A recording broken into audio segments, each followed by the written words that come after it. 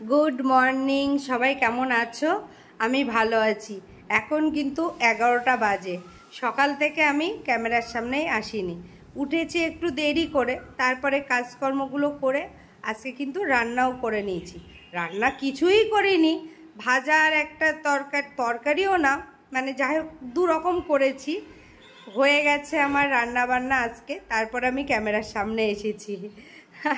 এখনও কিছু খাইনি। আমি ভেবে নিয়েছি এবার থেকে সকালে হাবিজাবি কিছু খাবো না, একেবারে ভাত খাবো, এটাই চেষ্টা করব। তার জন্য আমি সকালে উঠে রান্নাবান্নাটা করে নিচ্ছি, যে সকাল সকাল একেবারে ভাত খাবো। আজকে রান্না করেছি বিট আর আলু ভাজা আর বেগুন ভাজা।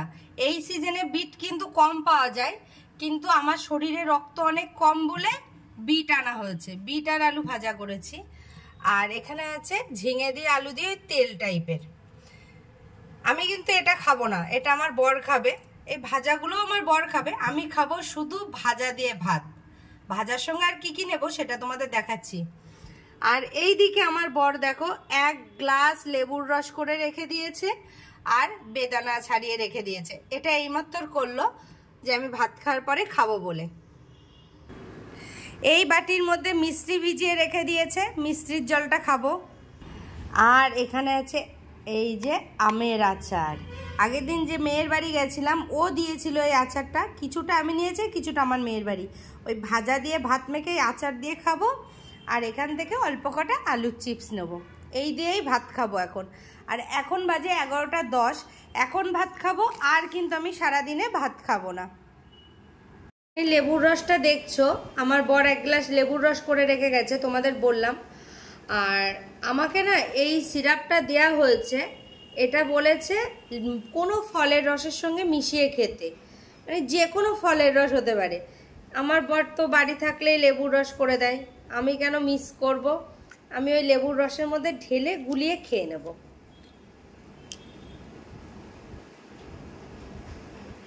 3 চামচ বলেছে, 15 ml ঠিক আছে।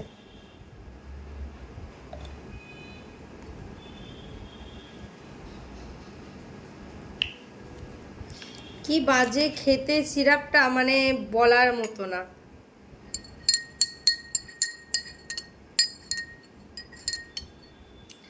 দেখলে তো পুরো কালারটাই চেঞ্জ হয়ে গেল। চলো তাহলে খেয়ে নিই।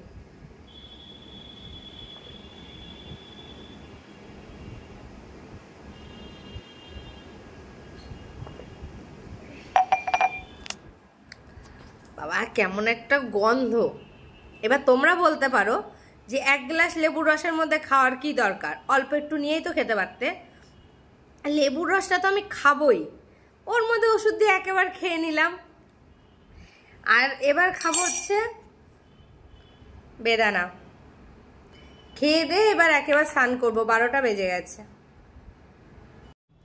সেই সকালের পরে আর ক্যামেরার সামনে আসা হয়নি। হঠাৎ আমার বর গাড়ি নিয়ে বেরোবে, আমার বলছে আমার ওষুধ এনে দাও, মানে ও দাঁত তুলেছে। আমি কবে তো বলেছে ওষুধ আনি, ও বলেছে না ওষুধ আনতে হবে না, আমি ওষুধ না খেয়ে যতক্ষণ পারা যায়, যেহেতু ওর কিডনির প্রবলেম, অনেক ওষুধ অলরেডি চলে। আজকে ও দাঁতে যন্ত্রণা সহ্য করতে পারছে না, গাড়ি নিয়ে বেরোবে, বললো আমার ওষুধটা নিয়ে আসো। চলো তাহলে ওর ওষুধটা নিয়ে আসি, নিয়ে এসে তোমাদের দেখিয়ে ওকে গুছিয়ে দিয়ে তারপরে আমি যাব মেয়ের বাড়ি। আবার রাতে অবশ্য চলেও আসবো। আমি তো মেয়ের বাড়ি চলে এসেছি। মেয়ের বাড়ি এসেই মনটা খারাপ হয়ে গেল। ওর গাছে না 5টা আম হয়েছিল এরকম, এই আমগুলো না আরও বড় হতো, কালকে ঝড়ে 3টে পড়ে গেছে। এত খারাপ লাগছে, আমগুলো আরও বড় হতো। আমি তো মেয়ের বাড়ি এসেছি, এসে দেখি আমার জামাই এই কচুরি, কালো জিরে আর হচ্ছে কি দিয়েছে রে এর মধ্যে, জোয়ান, কালো জিরে জোয়ান আর হিং দিয়ে এই কচুরি করেছে। আর এখানে আলু দিয়ে ছোলা, শুকনো ছোলা মিক্সিতে গুঁড়ো করে দিয়ে কি তরকারি আমি বলতে পারবো না, এটা করেছে। অসাধারণ খেতে হয়েছে, এই যে আমি একটু খেলাম। আর এই দিকে আমার বান্ধবী করেছিল ইঁচড় চিংড়ি, সেটাও দিল, সেটাও অল্প একটু খেলাম, এটাও অসাধারণ খেতে হয়েছে। মানে প্রত্যেকটা খাবার অসাধারণ। আর আমার জামাইয়ের হাতের খাবার খুব সুন্দর, খুব সুন্দর, ও খুব সুন্দর ভালো করে আর প্রচণ্ড ধৈর্য নিয়ে করে। আমি তো মেয়ের বাড়ি থেকে এই সবে বাড়ি আসলাম, এসে ড্রেসটা চেঞ্জ করেছি। আর ওখান থেকে তো খেয়েই এসছি, তোমাদের দেখালাম। আমার জামাই কচুরি বানিয়েছে, তরকারি বানিয়েছে, তারপরে অঞ্জলি ইঁচড় চিংড়ি করেছে, ওগুলো খেয়ে চলে এসছি, খাওয়ার পাটার নেই। আর আমার বরের জন্য যে ওষুধ কেনার কথা বলেছিলাম, ওষুধ কিনে না আমার কেমন মনে সন্দেহ হলো যে এগুলো ওষুধও খেতে পারবে কিনা, যেহেতু দুটো কিডনির প্রবলেম। আমি ফার্মেসি থেকে ওষুধ নিয়ে সোজা ওখানে চলে গেছি, মেয়ের বাড়ির সামনেই ওদের চেম্বার আছে দাদার, মানে মেয়ের শ্বশুরের। দাদার কাছে গিয়ে ওষুধগুলো দেখালাম, আমি দাদা এই ওষুধ খেতে পারবে? দাদা বললো হ্যাঁ এই ওষুধগুলো খেতে পারবে। আমি ওষুধ আবার দাদার চেম্বারেই রেখেছি, কেন আমার বর গাড়ি নিয়ে দাদার চেম্বারের সামনে দিয়েই যাবে, ওখান থেকে ওষুধ নিয়ে বেরিয়ে যাবে, ওই জন্য তোমাদের আর দেখাতে পারিনি। চলো তাহলে আজকের ভিডিওটা এই পর্যন্ত। তোমাদের যদি আমার ভিডিও ভালো লাগে অবশ্যই লাইক, কমেন্ট, শেয়ার, সাবস্ক্রাইব করতে ভুলো না। সবাই ভালো থেকো, সুস্থ থেকো। Bye bye, good night.